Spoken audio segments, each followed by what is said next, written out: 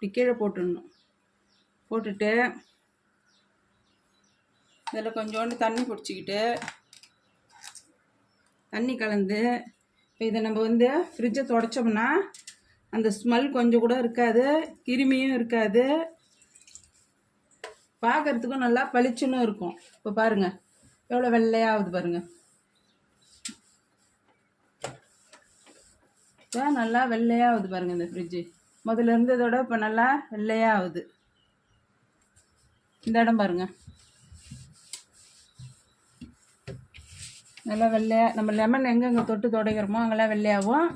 உள்ளே தான் இதை யூஸ் பண்ணணும். வெளியே பெயிண்ட் பக்கம்லாம் இதெல்லாம் யூஸ் பண்ணக்கூடாது. பெயிண்ட் பக்கம் யூஸ் பண்ணால் பெயிண்ட்டு பொங்கிடும். இதுமாரி உள்பக்கம் நல்லா அழகாக துடைச்சோன்னா வெள்ளையாகிடும்.